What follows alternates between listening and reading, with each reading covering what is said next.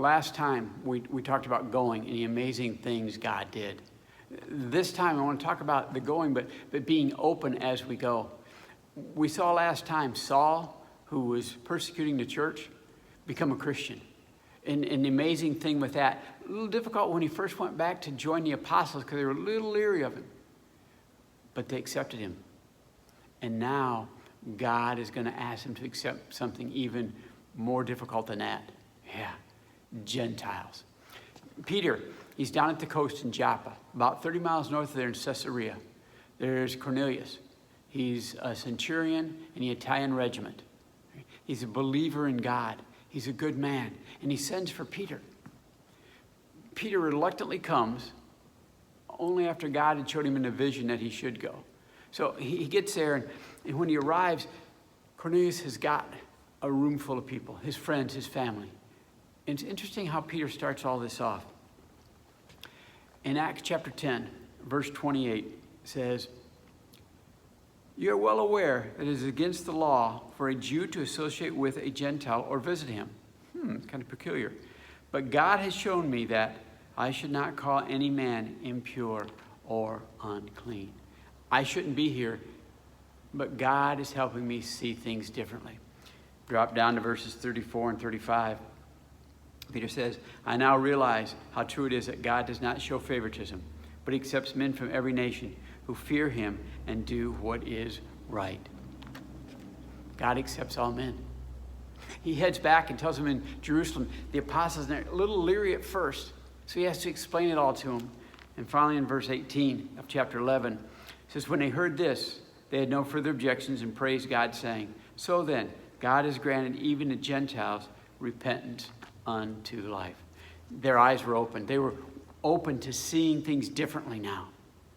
The other instance, it deals with Peter also, but this time he's in jail. All right? He's in jail. Herod's planning to kill him. An angel comes, lets him out. As he's going down the street, it realizes what has happened. Peter does in chapter 12, verse 11. It says, "And Peter came to himself and said, 'Now I know without a doubt that the Lord sent his angel and rescued me from Herod's clutches and from everything the Jewish people were anticipating.'" He realized what happened. So he runs to the house where a group of people are praying. This is a house of the mother of John Mark. Mark, the gospel writer. It's his house. And Rhoda, a servant girl, comes down and sees Peter at the door, hears him there, and she's so excited, she runs back up to tell him without letting Peter in. What's interesting is when she runs back up to tell him how they respond. I want to read here in verse 15 of chapter 12. It says, "You're out of your mind," they told her. When she kept on insisting it was so, they said, "It must be an angel." They were praying, right? Well, doesn't something happen? Maybe it wasn't what they expected. Maybe it didn't fit with their thoughts of what should happen. They say, "Rhoda, you're not." Eventually they go down and they realize God has done tremendous things. See, God can do more than we can ask or imagine. Paul tells us that in Ephesians chapter 3, verse 20. As we go, we need to be open to God. We need to be open to the tremendous things he can do.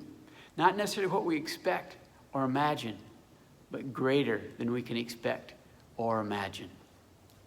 And that thing that he can do, that thing he desires, is for people to know his love, for all men to know of him and how much he loves them. What tremendous things God can do. This week as you pray that you be open to God's power. Pray that you be open to doing what he calls us to do. Pray that you'll believe when that knock on the door is the tremendous things God has in store for us to do. We need to go forward expecting tremendous things.